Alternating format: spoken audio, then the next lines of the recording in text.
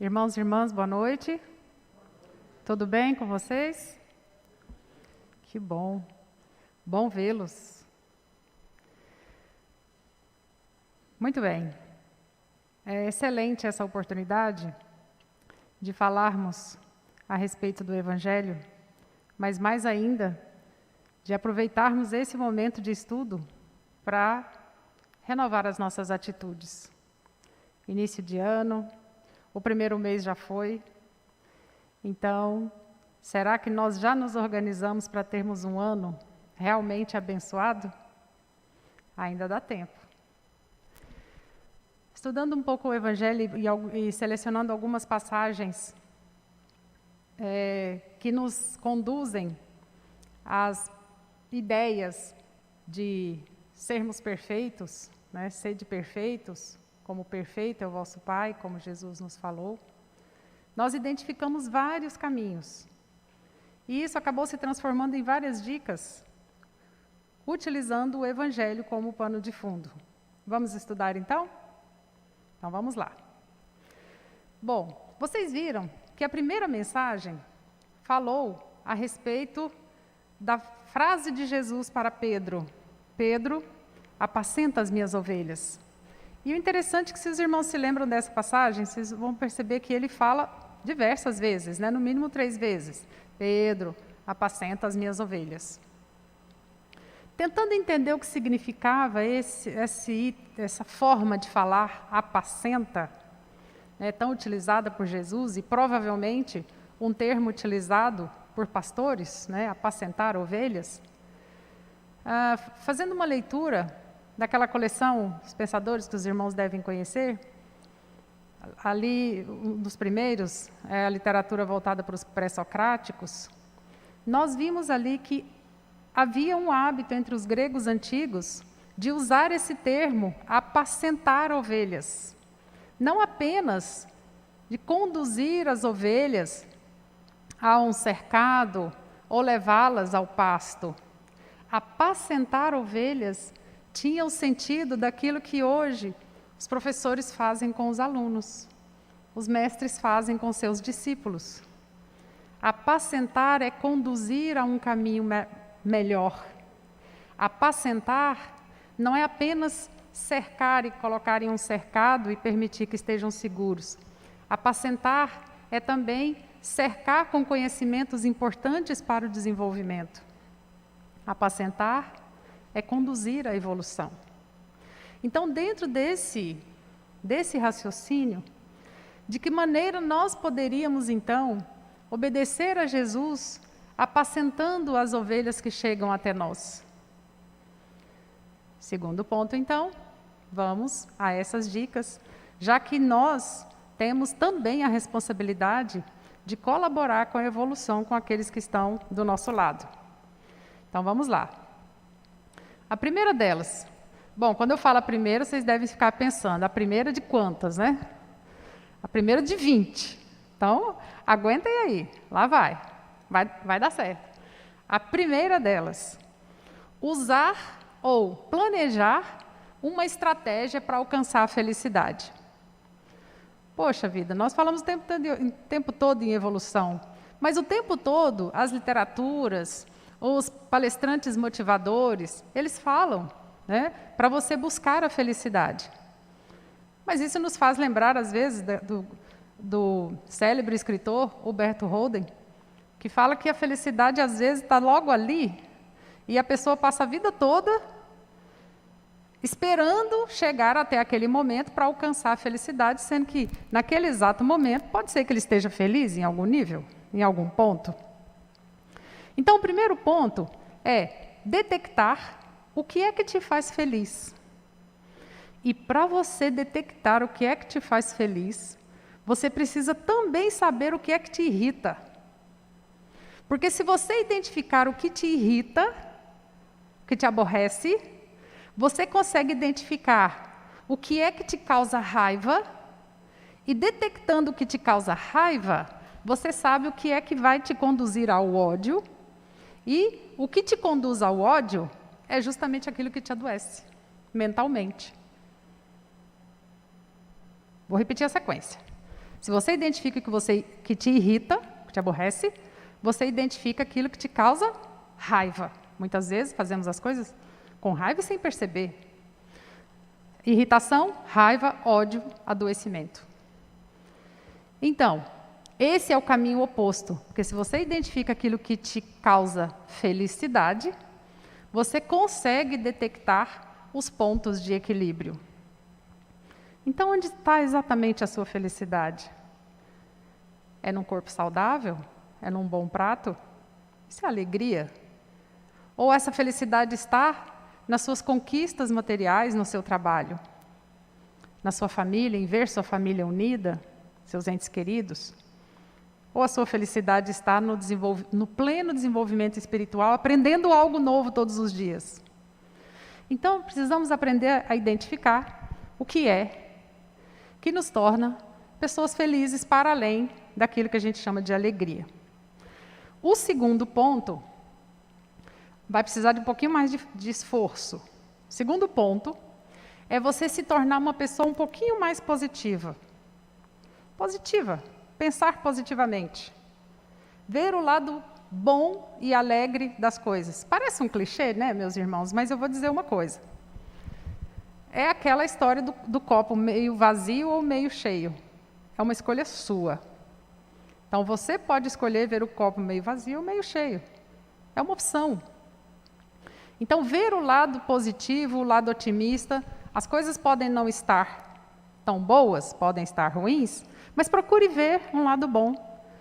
Aquela história, pior seria se pior fosse, né? Então, identifique pontos que possam ser vistos como experiências, como vivências, como aprendizado. Então, aconteceu aquele processo negativo, mas eu vejo isso como um momento de aprendizado. Talvez eu precisasse aprender essa experiência, ou talvez eu precisasse passar por isso, e pronto, né? Sem sofrer muito com essas situações. Nem precisa ter muito amadurecimento para saber que muitas coisas que acontecem conosco são para o nosso bem, né? O próximo passo, então o terceiro passo, é ser coerente. Mas o que significa ser coerente? Ser coerente é aquilo que você pensa, é semelhante àquilo que você fala, que é semelhante àquilo que você faz. Então, pensamentos, palavras, ações e reações, essa coerência desses elementos, faz com que nós sejamos pessoas um pouco mais lúcidas. Como assim? Veja bem, Sócrates, que tinha um raciocínio brilhante, dizia o seguinte: os olhos foram feitos para ver, enxergar, os ouvidos foram feitos para ouvir. Então, uma pessoa que tem um determinado dom para fazer algo, essa pessoa vai ser melhor para fazer aquilo. Então, se você tem determinada motivação ou habilidade para fazer algo, seja coerente com isso. Aperfeiçoe essa sua capacidade de fazer isso. Se você é uma pessoa que é comunicativa, o ideal mesmo é você atuar e trabalhar com algo que tenha relação com a sua facilidade para se comunicar. Se é uma pessoa mais fechada, então procura uma atividade um pouco mais manual, né? Um pouco mais de raciocínio privado, particular, que não tenha que se expor tanto. O próximo. Até aí tudo bem? Tudo bem, vamos lá. O quarto é a sequência, né? Abra-se para novas ideias. Veja bem, vocês estão lembrados que Jesus falou sobre a parábola da candeia, de não colocar a candeia debaixo do alqueire, não colocar a lamparina debaixo da mesa? Então, nós temos que fazer brilhar aquilo que nós temos de melhor.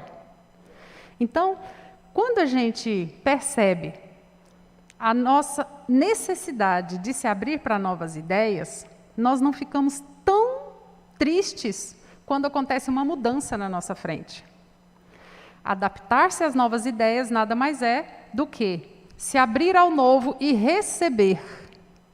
Receber esse algo diferente não como algo ameaçador, mas como algo que eu possa agir conforme o coqueiro que fica na beira da praia. Vocês já viram o coqueiro na beira de praia que não se quebra? Fácil. O vento vem, ele se curva, o vento vai, ele volta. Então, essa flexibilidade é extremamente importante para receber o novo. Vamos lá. Quinto item. Concentre-se naquilo que é real para a sua evolução. Não ter tantas ilusões. Verificar exatamente quais são as virtudes que eu preciso desenvolver para evoluir mais rápido. Humildade é importante, é a base de quase todas. Gratidão é o que existe de mais essencial. As pessoas verdadeiramente gratas, tudo bem, elas falam muito obrigada, elas são agradecidas, elas demonstram gratidão, mas sabe qual a melhor maneira de demonstrar gratidão? É praticando a caridade. Por quê? Parece outro clichê também, né? Mas eu vou dizer uma coisa. Porque a pessoa que está sempre generosa, praticando a caridade, ela demonstra que é grata, por quê? Porque ela sabe que ela já recebeu tanto, que agora ela tem que doar. E quando a pessoa começa a doar, a se doar também, ela passa a ser um canal de doação e só vem coisas boas. E aí, às vezes, a gente fica, mas só acontece coisas boas com essa pessoa. Quanto mais essa pessoa doa, mais próspera ela fica. É assim que funciona. É quase matemático. E aí, o Evangelho nos ajuda nisso, né? Jesus já falou, eu sou o caminho, a verdade e a vida. Bom, o sexto item. Entenda o significado de sucesso. Veja bem, sucesso para uma criança de 7 anos, às vezes, é apresentar uma peça de teatro na escola. E para você, o que é o sucesso? Né? Sucesso para um pode não ser o sucesso para outro. Sucesso para uns pode ser o ganho financeiro. Sucesso para quem já tem todo o dinheiro que precisa, já não tem mais valor. Quer ter poder? Então, o que é sucesso? Sucesso pode ser estar bem com seus familiares e ver seus entes queridos felizes. Isso pode ser sucesso. Será que sucesso é nunca rodar a baiana? Pode ser, né? Então, defina o que é para você sucesso. O seu sucesso é o que para você é sucesso ou é a expectativa de alguém? E aí, se esse alguém te ama, então você mistura um pouco do sucesso dessa expectativa dessa pessoa com aquilo que você quer como sucesso. Difícil isso, hein? Mas isso também é apacentar. Vamos lá, vamos ao sétimo. Olha, quando Jesus disse assim, sabereis que sois meus discípulos por amar-vos uns aos outros. Por muito vos amardes. Ele fala mais ou menos assim. Só que essa passagem, ela é tão difícil, porque nós precisamos conviver o tempo todo com pessoas que pensam diferente, de forma diferente de nós. Às vezes em família, às vezes no ambiente de trabalho, às vezes até no trânsito com pessoas que nós nem conhecemos e que nos dão uma fechada. Colocar isso em prática no dia a dia é um desafio tão grande que nós somos testados o tempo inteiro a esse respeito. Somos testados na paciência, somos testados nas nossas virtudes. Então, o fato de a gente pensar que temos que amar o outro nos pesa. Mas sabe qual é a fase primitiva do amor? É o respeito. Depois do respeito, aí vem a amizade. Então, eu não amo ainda, mas eu posso respeitar. Eu posso ter amizade. E aí a gente vai treinando. E o oitavo ponto, nada mais é do que saber de onde veio, para onde está e para onde vai. Nossa, mas esse é o grande ponto filosófico de quase tudo, não é verdade? Nós já sabemos de onde nós viemos. Não sabemos? Sabemos para onde iremos. Sabemos também. Sabemos que viemos de um nível inferior e iremos para um nível superior. Não é essa a sequência lógica da evolução? Bom, pelo menos nesse aspecto, né? Agora, saber o que é que nós estamos fazendo aqui, nesse planeta, qual é o nosso propósito, qual é a nossa missão, O que exatamente temos que fazer para chegar no ponto, para passar para uma outra etapa? Esse é o grande desafio. Mas sabe por que não é tão difícil assim? Porque muitas vezes ao nosso redor, as pessoas nos enxergam. E as pessoas, às vezes, dão sinais e nos contam quem nós somos. Nós só não podemos confundir o que o outro pensa de mim com aquilo que eu realmente sou. Então, a palavra de uma pessoa não me define. Mas a crítica de um inimigo é um alerta para que eu repense a minha forma de agir. Uma chamada de atenção de uma pessoa ou um conselho amigo pode me ajudar a entender melhor quem eu sou. Bom, aí existem várias formas, né, de você se conhecer. É aí que Jesus diz assim, no mundo tereis grandes aflições, né? Então, não se preocupem, aflições elas acontecem mesmo nesse orbe aqui, nesse nível. 9, se aperfeiçoe naquilo que você é competente. É aí que entra o ser de perfeitos. Mas eu você pode dizer, eu já tento me aperfeiçoar, eu já fiz ensino médio, já fiz graduação, já fiz especialização, já fiz mestrado, doutorado, já me aperfeiçoou ao máximo. Não, esse ponto, isso é apenas academia. É apenas conhecimento científico. Quero ver se aperfeiçoar nas virtudes. Se aperfeiçoar na eliminação de tudo que é orgulho e vaidade. De tudo que é carência. Aí sim é um grande desafio. Porque fazer um bolo simples e depois aperfeiçoar para um bolo de chocolate, depois um bolo de cenoura com chocolate, e depois confeitar um bolo, e depois fazer as coisas materiais são fáceis de se aperfeiçoar.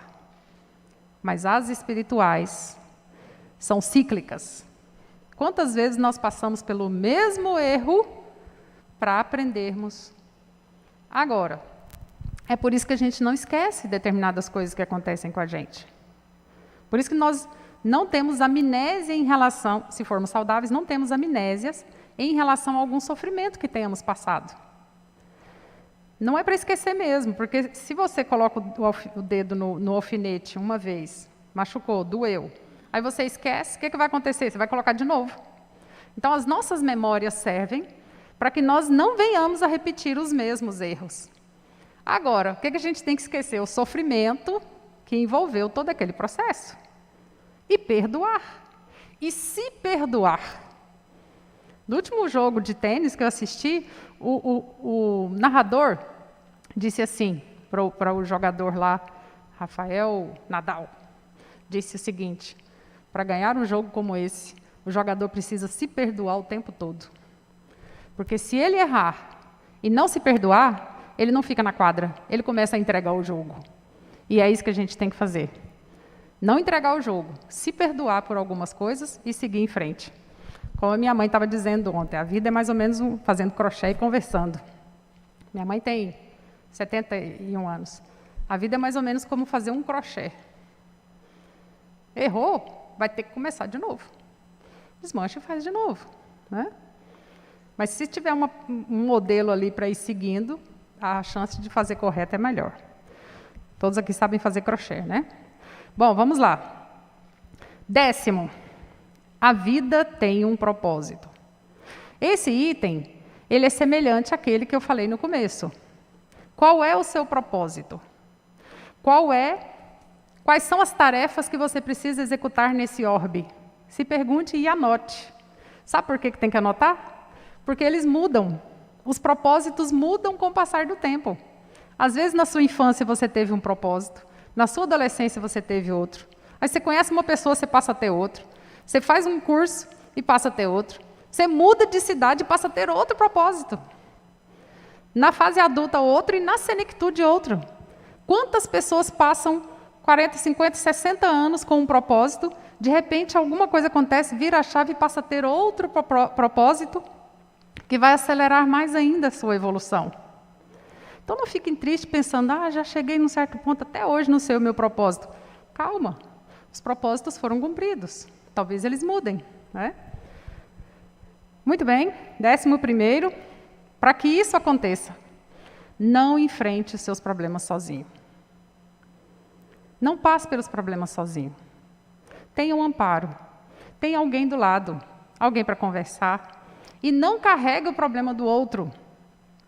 Passar pelos problemas sozinho, ninguém nasceu para isso.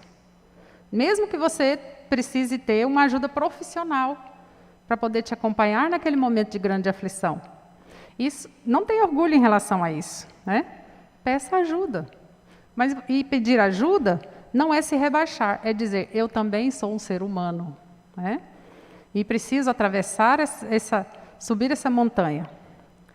Para isso, vem o 12º.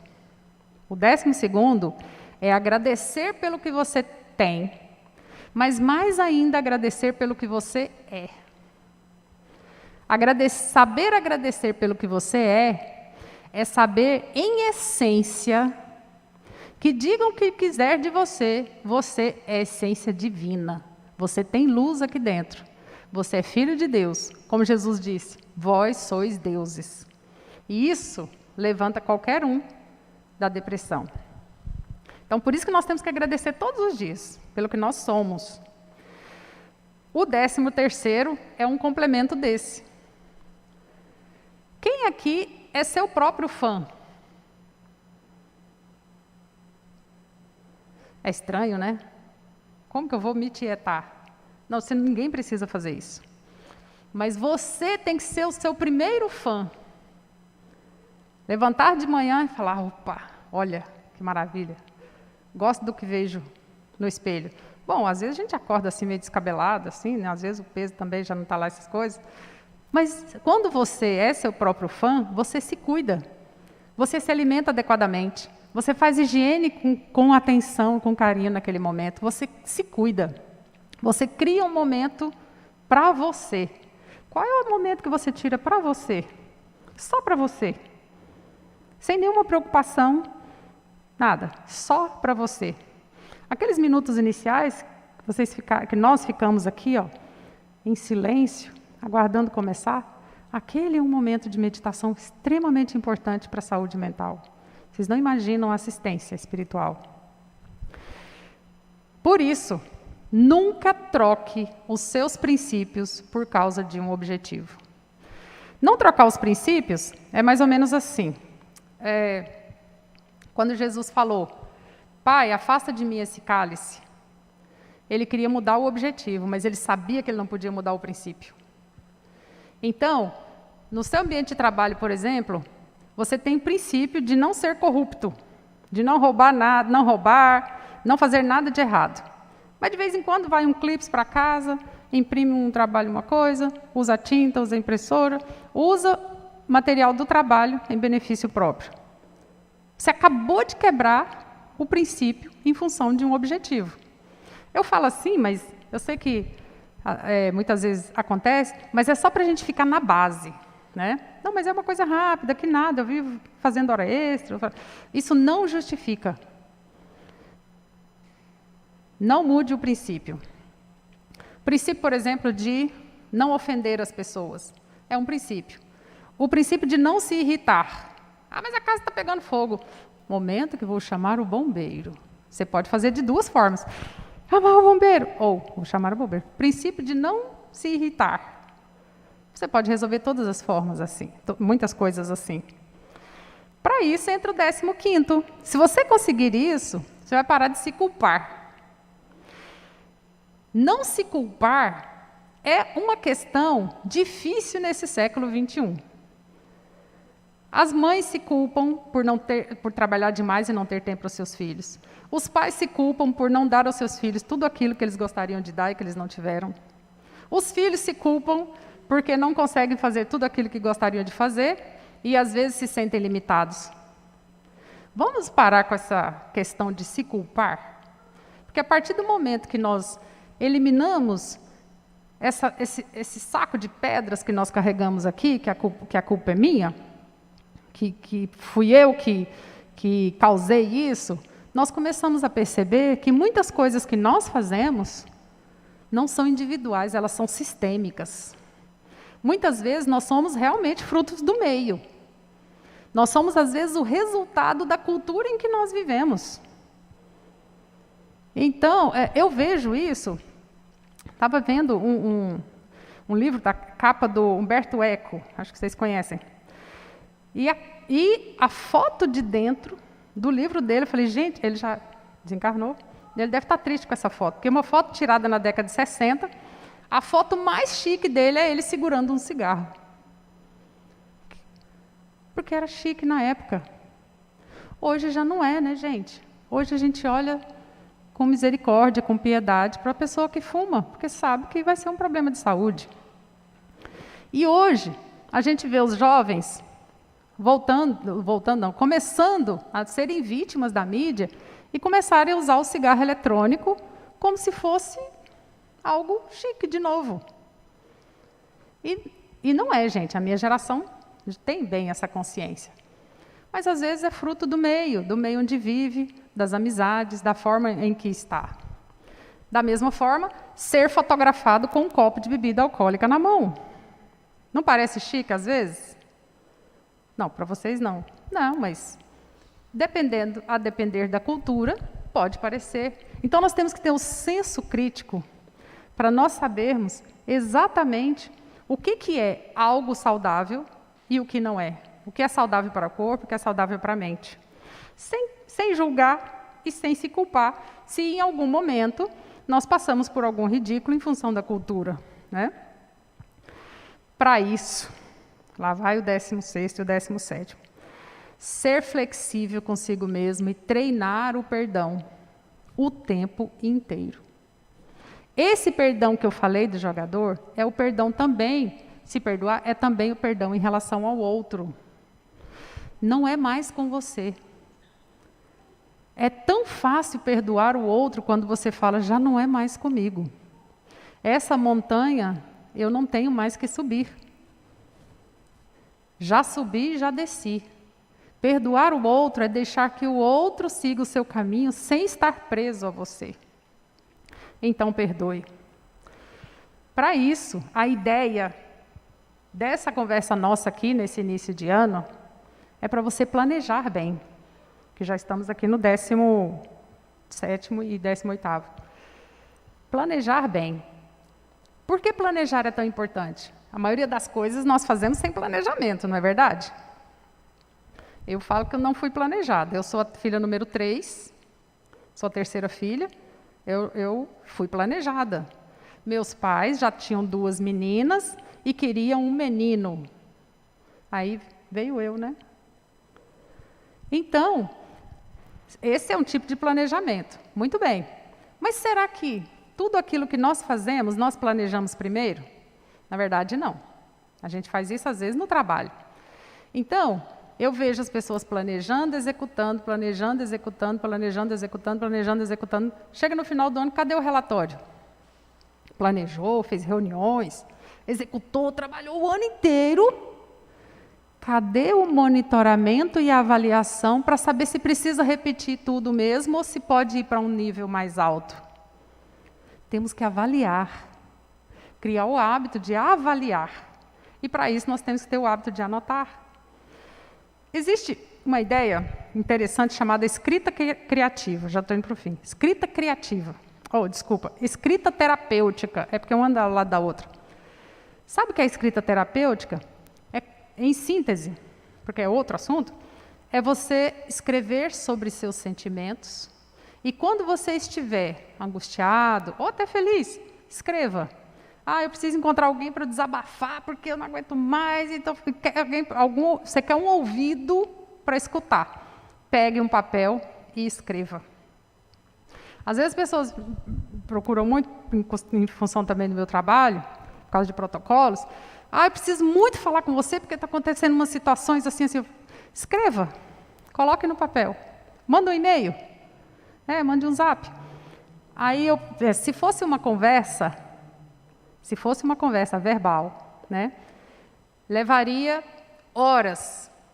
E se essa conversa verbal fosse digitada depois, levaria umas 10 páginas. Quando você pede a pessoa para escrever, acredite, não passa de 2 páginas.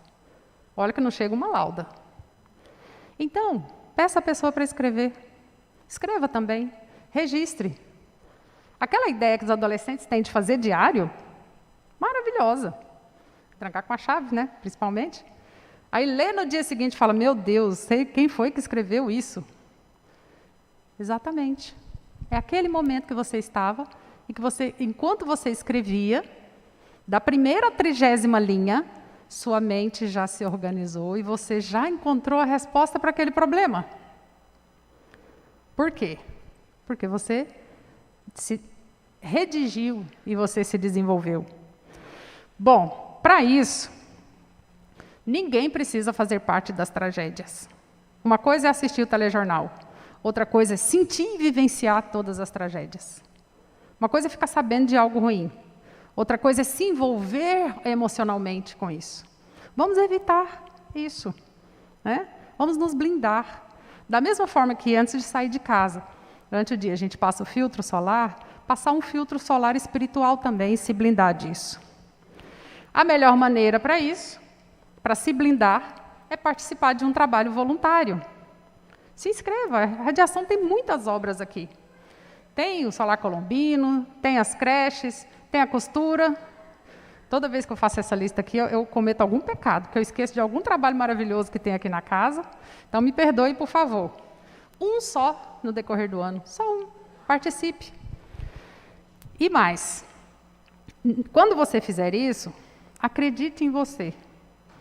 Eu falei, seja seu fã, mas acredite também em você. Veja, vislumbre o seu crescimento. Não fique falando mal de você, nem falando mal de ninguém. Não fale mal da sua cidade, do seu prefeito, do seu país. Não entre nessa faixa. Seja aquele cidadão que você gostaria que todos os outros fossem. E aí as coisas vão começar a funcionar. Para isso, você tem que se organizar. Então, organize sua bolsa, organize sua gaveta, tire da sua casa tudo aquilo que não te pertence mais ou que você não usa. Não usa mais aquele sapato, passe para frente, não é seu. Não usa mais aquela calça jeans que não vai te servir mais, passa para frente. Não usa mais aquela bolsa, passa para frente. Não usa mais o namorado, passa para frente. O marido você perdoa e volta a fazer tudo certo. Então, gente, eu estou falando marido aqui, mas todo mundo conhece meu marido, Emílio, né, pessoa maravilhosa, e está ali, né, 100%, não largo mão de jeito nenhum. Mas o que a gente está querendo dizer é que para a vida ser mais leve, ter mais leveza, dizer, olha, isso não me pertence, isso não é comigo. Eu não preciso carregar esse peso que a humanidade está carregando hoje. Caminhe, suba sua montanha, estabeleça suas metas. Assim, a gente é capaz de praticar a caridade e ser feliz ao mesmo tempo. Então, que Jesus nos abençoe e que tenhamos um ano excelente. Muita paz.